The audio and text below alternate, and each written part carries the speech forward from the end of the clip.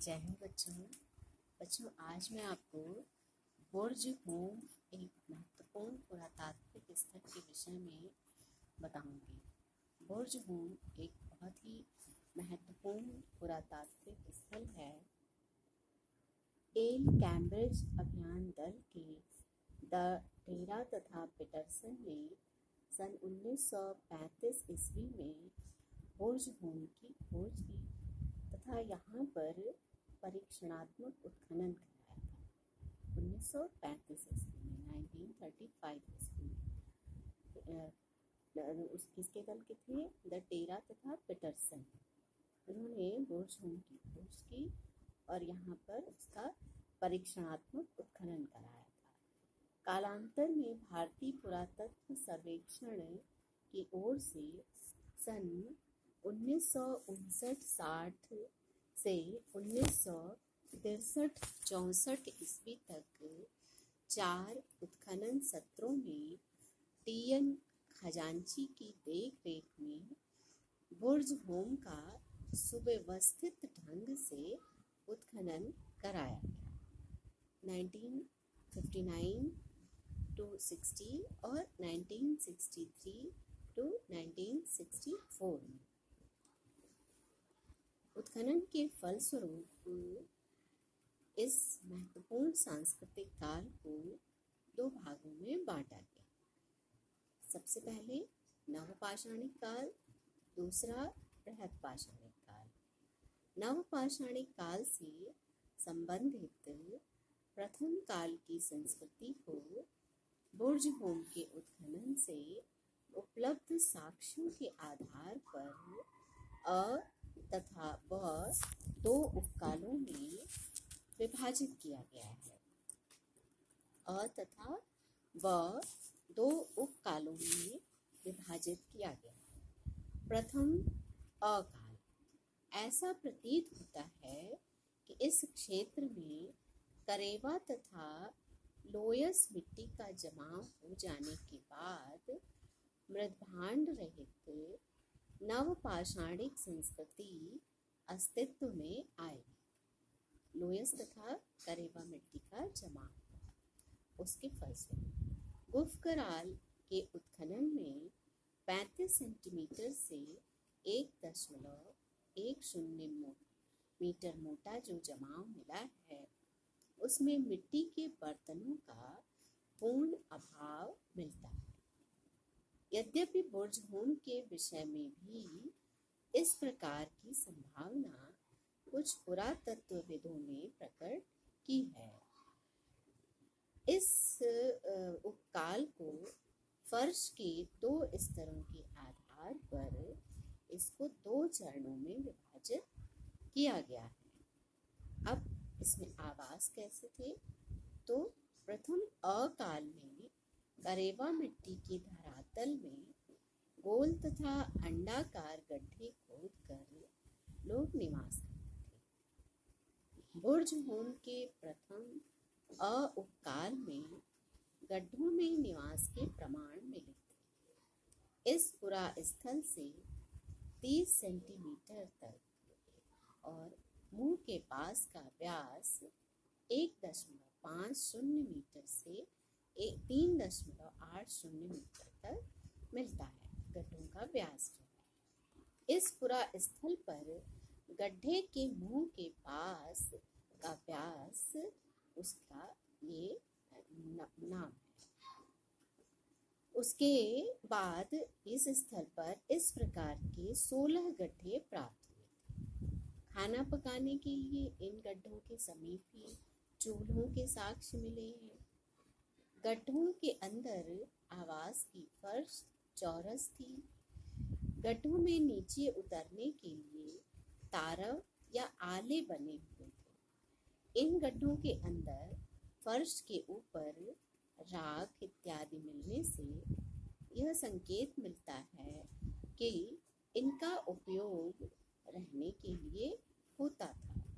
इन गड्ढों के किनारे पर थोड़ी थोड़ी दूर पर स्तंभ गर्त जिसे पोस्ट होल्स बोलते हैं वो भी मिलते हैं, जिनसे यह आभास होता है कि इन गड्ढों के ऊपर घास फूस का छाजन भी संभवतः बनाया जाता था। स्तंभ घर, जिसमें स्तंभ लगा करके, खंभे लगा करके उसके ऊपर छाजन लगाया जाता था। यहाँ से प्राप्त उपकरण कैसे हैं? पाषाण उपकरणों में ट्रैप पत्थर पर निर्मित कुल्हाड़ियों, बेधक, पाषाण वलय अथवा गदा शीर्ष और सिल्लोड़े भी प्राप्त हुए हैं। इनके अलावा भेड़, बकरी एवं हिरण के सींगों तथा पांवों की हड्डियों पर बने हुए हड्डी के 27 उपकरण भी मिले हैं। इनमें से अधिकांश बेधक तथा बाण हैं। 2 छिद्रक, कतिपय खुरचनी एवं नोकदार सुई की गणना भी हड्डी के बने हुए उल्लेखनीय उपकरणों में ही की जा सकती है। श्रृंग का बना हुआ 1 मन का और सिलखड़ी के बने हुए 2 मन के भी प्रथम उपकाल की अन्य विशिष्ट पुरानिधियां हैं। अब प्रथम बौद्ध काल के विषय में जानकारी। इस काल का सांस्कृतिक जमाव मिलता है। इसकी प्रमुख विशेषताओं में हस्त निर्मित मृत भांडों के प्रचलन तथा गड्ढों में निवास के स्थान पर समतल धरातल के ऊपर मकान बनाने की प्रथा का उल्लेख किया जा सकता है। यहाँ से प्राप्त आवास कैसे थे? ऐसा प्रतीत होता है कि इस उपकाल में लोगों ने गड्ढों के निवास की प्रथा जो थी, गड्ढों में निवास करने की प्रथा का परित्याग कर दिया था। अब वो गड्ढों में नहीं रहते। धरातल के ऊपर मिट्टी और कंकड़ पत्थर की दीवारें बनाना प्रारंभ कर दिया था। इस काल के मकान अपेक्षाकृत बड़े तथा आयताकार होते थे। बुर्ज होम में इस काल के मकानों की फर्श पर गैरिक रंग का प्रलेप मिलता है। इस पुरा स्थल के मकानों में चबूतरे बने हुए मिले हैं और मकानों को कई कमरों में विभाजित करने वाली दीवारें उपलब्ध हुई हैं।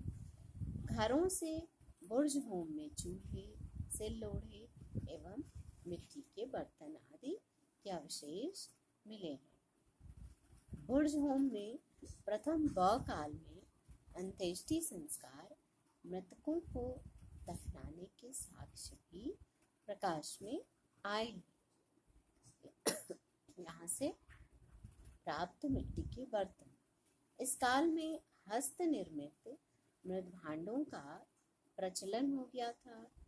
धूसर पात्र परंपरा के सर्वाधिक ठीकरे यहीं से मिलते हैं। बुर्ज होम से ही धूसर पात्र परंपरा के ठीकरे मिलते हैं।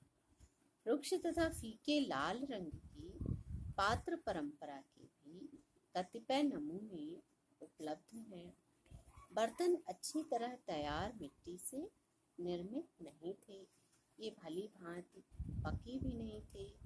इनकी पेंडी में चटाई की छाप का अलंकरण मिला है तथा बर्तनों की बारी पर चुटकी से दबाकर बनाई हुई डिजाइन भी मिलती है। बर्तनों के बाहर तथा भीतर दोनों ओर नरकुल या सरकंडे की छाप भी मिली है।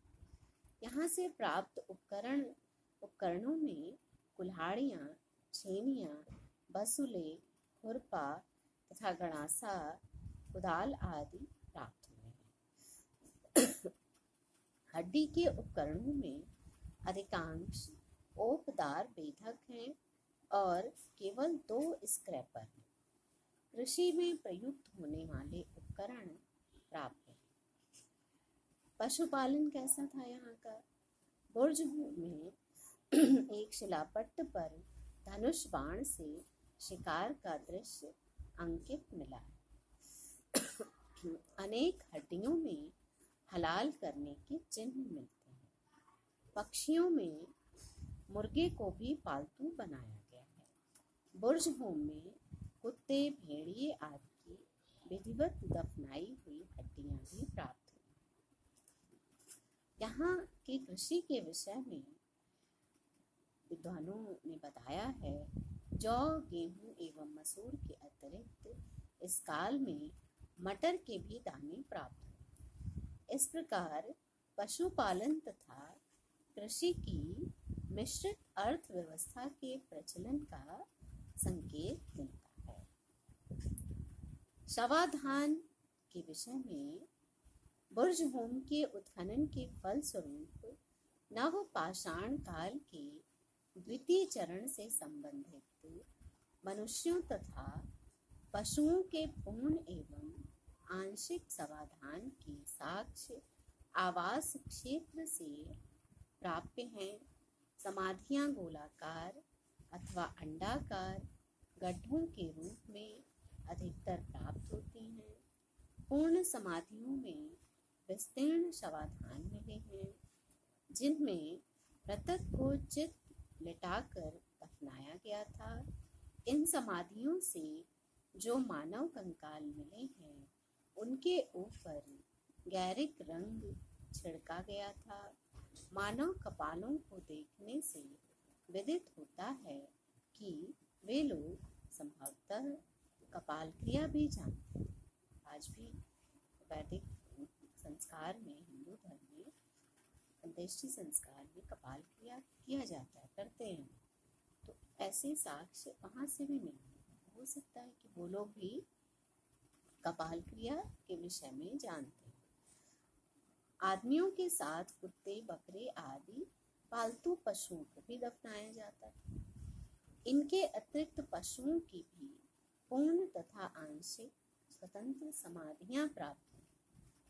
पशुओं की कुत्ता, भेड़िया तथा हिरण की समाधियां प्राप्त हुई। एक पशु समाधि में 5 जंगली कुत्ते तथा एक हिरण के सींग दफनाए हुए मिले। मालिक के साथ तथा स्वतंत्र रूप से पशुओं को दफनाने की प्रथा चीन की नवपाषाणिक संस्कृति में भी मिलती है। अब इस बुर्जहोम का कालानुक्रम क्या है? उत्तरी भारत की नवपाषाणिक संस्कृति के कालानुक्रम निर्धारण के लिए बुर्जहोम से प्राप्त रेडियो कार्बन तिथियां उपलब्ध हैं। बुर्जहोम की तिथियां Tata fundamental research institute, Bombay की प्रयोगशाला द्वारा निर्धारित की गई है। रेडियो कार्बन तिथियों के अनुसार बुर्जहोम के पुरा स्थल पर 2375 ईसा पूर्व के लगभग सर्वप्रथम निवास प्रारंभ हुआ है। इस पुरा स्थल से ज्ञात अनेक रेडियो कार्बन तिथियों से सिद्ध होता है कि लगातार 1400 ईसा पूर्व तक मानव आवास का अविच्छिन्न क्रम चलता रहा। 1400 ईसा पूर्व तक यहाँ पर मानव का निवास लगातार चलता रहा। उसके साक्ष्य मिले, कृषि उपकरण, अंत्येष्टि के साक्ष्य और मनुष्यों की जो प्रमुख प्रतिदिन प्रयोग होने वाले उपकरण। और अब उन्होंने गड्ढों में निवास स्थान छोड़कर दीवार बनाना अर्थात घर बनाना, घर में रहने लगे। घर बड़े और विशाल होते थे, फर्श चौरस और आयताकार होते थे और बर्तनों में भी बहुत सारे बर्तन मिले, उनके बनाए हुए बर्तन मिले, मृत भांड प्राप्त हुए। और महत्वपूर्ण बात ये है कि उनके रेडियो कार्बन तिथियाँ जो हैं उन्हें 1400 ईसा पूर्व तक उनका लगातार निवास करने की साक्ष्य प्रदान करती है। ये सबसे महत्वपूर्ण बात है। तो ये बुर्जहोम के विषय में आज आपने जानकारी प्राप्त की। बुर्जहोम एक बहुत ही महत्वपूर्ण पुरातात्विक स्थल है और ये हमने आपको इसके बारे में आज अधिकांश साक्ष्य के साथ बताया और आप इसको फिर से पढ़ें, सुनें और इसको याद करें। आज के लिए इतना ही। जय हिंद।